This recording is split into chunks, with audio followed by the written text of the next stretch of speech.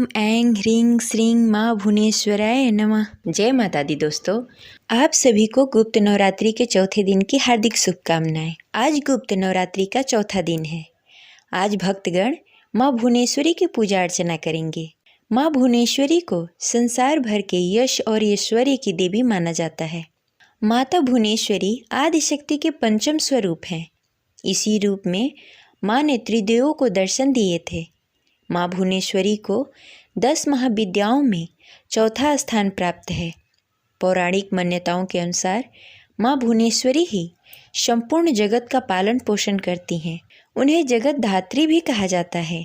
माँ भुवनेश्वरी 14 भुवनों की स्वामिनी हैं। माँ को भगवान शिव की सखी माना जाता है। माँ भुवनेश्वरी की पूजा लाल रंग के पुष्प, नैवेद्य, चंदन, कुमकुम, रुद्राक्ष की माला, सिंदूर, फल आदि से करनी चाहिए। पूजा के बाद कथा का पाठ करना चाहिए। अब चलिए सुनते हैं माता भुवनेश्वरी की कथा। कथा शुरू करने से पहले कमेंट बॉक्स में जय माता दी अवश्य लिखें और इस वीडियो को लाइक अवश्य करें। आपका कमेंट और लाइक हमारे लिए बहुत महत्वपूर्ण है। पौराणिक कथा के अनुसार काल की शुरुआत में ब्रह्मा, विष्णु और रुद्र जगत की संरचना प्रारंभ कर रहे थे। उनके सामने एक उड़ता हुआ रथ आया और एक आवाज ने उन्हें रथ पर बैठने को कहा। जैसे ही त्रिदेव रथ पर बैठे, यह मन की गति से उड़ने लगा और उन्हें एक अजीब से स्थान पर लेकर गया। यह स्थान असल में रत्नों का द्वीप था, जिसके चारों तरफ अमृत का सागर और मनमोहक आकर्षक जंगल थे। जैसे ही त्रिदेव रथ के बाहर उतरे, वह स्त्री स्वरूप में प्रकट हो गई। उन्होंने उस द्वीप का अच्छी तरह से मुआयना किया। वहां उन्हें एक नगर मिला। उस नगर के चारों तरफ सुरक्षा की 9 परतें थीं और इस नगर की सुरक्षा उग्र स्वभाव के भैरव, क्षेत्रपाल, मातृका और दिग्पाल कर रहे थे। जैसे ही वो लोग उस नगर के अंदर गए, नगर का सौंदर्य और विशालता को देखकर मंत्रमुग्ध हो गए। आखिरकार वह नगर के अंदर स्थित मुख्य राजमहल में पहुँचे, जिसका नाम चिंतामणि गृह था और उसकी सुरक्षा योगिनियाँ कर रही थी। यह नगर श्रीपुर था, देवी भुवनेश्वरी की राजधानी, जो मणिद्वीप की रानी थी। जैसे ही त्रिदेव महल के अंदर गए, उन्हें देवी भुवनेश्वरी के दर्शन हुए।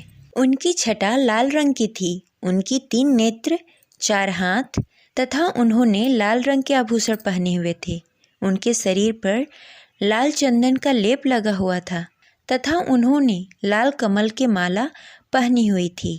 बाएं हाथ में उन्होंने अंकुश और पास पकड़ा हुआ था तथा दाहिने हाथ से वो अभय और बाएं हाथ से वरदान मुद्रा दिखा रही थी। उनका मुकुट अर्धचंद्र रूपी मणि द्वारा सुशोभित था। वह त्र्यंबक भैरव की बाईं गोद में बैठी हुई थी, जो श्वेत वर्ण के थे।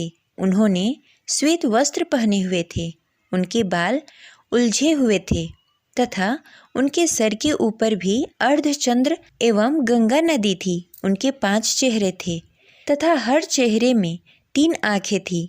उनके 4 हाथ थे तथा उन्होंने त्रिशूल फरसे लेने के साथ वरदान और अभय मुद्रा भी प्रदर्शित की थी।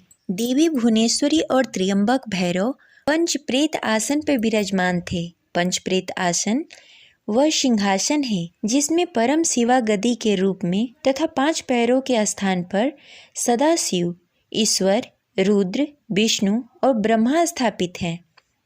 इन सब के सेवा में अनेक योगिनियाँ थीं। इनमें से कुछ पंखा डोल रही थीं, कुछ कपूर डालकर पान के पत्ते समर्पित कर रही थी, कुछ नए शीशे पकड़ी हुई थी, कुछ घी, शहद और नारियल पानी समर्पित कर रही थी, कुछ माता के बाल का श्रृंगार करने के लिए तैयार थी, कुछ देवी को मनोरंजन के लिए नृत्य तथा गायन प्रस्तुत कर रही थी। त्रिदेव ने वहाँ पर असंख्य ब्राह्मण देखे। हर ब्राह्मण में उनकी तरह ही त्रिदेव थे और यह सब उन्होंने माता भुवनेश्वरी के पैरों की नाखून में ही देख लिया।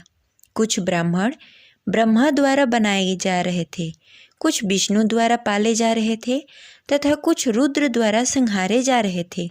त्र्यंबक की इच्छा शक्ति द्वारा उत्पन्न भुवनेश्वरी ने त्र्यंबक के 3 स्वरूप बनाए, ब्रह्मा, विष्णु, रुद्र।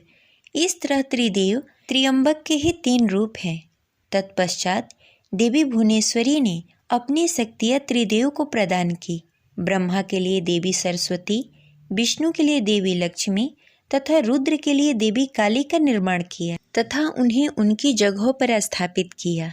ब्रह्मा और सरस्वती ने मिलकर एक ब्रह्मांड रूपी अंडा बनाया। रुद्र और काली ने इन्हें तोड़ा, जिससे पंच तत्व स्वरूप में आए। इसके बाद पंच तत्वों का उपयोग कर ब्रह्मा और सरस्वती ने संपूर्ण ब्रह्मांड की रचना की तथा विष्णु और लक्ष्मी ने इसके पालन पोषण का हर कार्य किया। अंत में रुद्र और काली ने ब्रह्मांड की समाप्ति की ताकि सरस्वती और ब्रह्मा पुनर्संरचना शुरू कर सकें। ये रही आज की कथा। आपको कैसी लगी कमेंट बॉक्स में ज़रूर बताएं। मिलते हैं अगले वीडियो में, तब तक के लिए जय माता दी।